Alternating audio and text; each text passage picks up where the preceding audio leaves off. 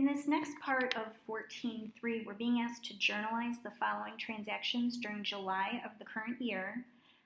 It also says to post the transactions in the general journal to the general ledger and the accounts receivable ledger when each transaction is journalized. It says to also post any entries in the general columns of the cash receipts journal to the general ledger accounts as transactions are journalized. So the first transaction says on July 5th, we accepted a 90-day 8% note from Gary Kinney for an extension of time on his account, $1,800, notes receivable 5. So here in the general journal on July 5th, we are going to transfer all of Gary's accounts receivable to a notes receivable, which is why we're going to debit notes receivable. NR 5 is our source document, and this is going to be for $1,800. And what we're going to do now is credit accounts receivable Gary Kinsey, and that will wipe out that accounts receivable.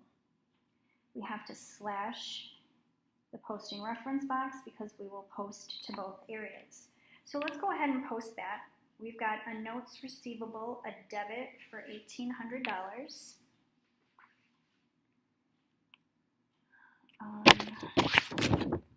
So the date is the 5th. This is coming from the general journal, page 7.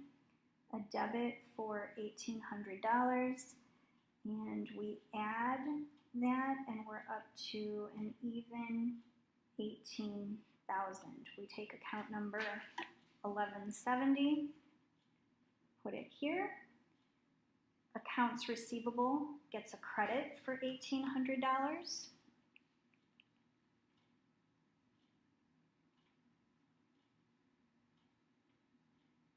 That brings that down to $42,001.97.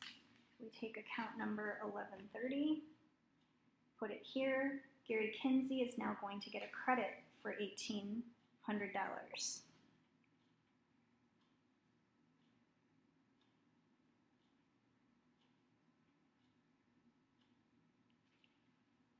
And that wipes that out. We take customer number 120 and we put it back here. Our next transaction says we received cash from Mary James for the maturity value of notes receivable 1, which was a 60-day 9% note for $500, receipt 113. Because we're getting money, this is going to go in the cash receipts journal.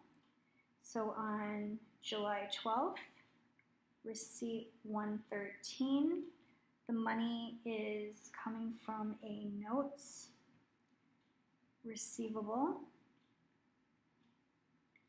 and that amount is going to be a $500 credit. What we have to do now is find out the amount of the interest income that we are receiving. So interest income, this is a $500 note at 9% for 60 days. When we calculate that out, we get $7.50. So interest income is a credit for $7.50.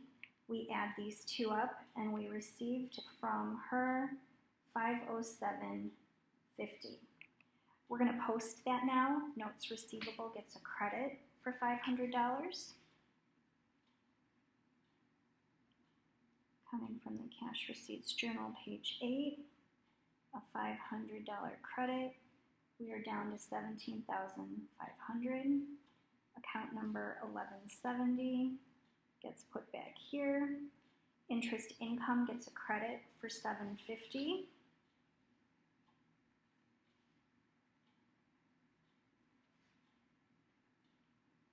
We add, and we're up to $465.50. Account number 7110 comes back here.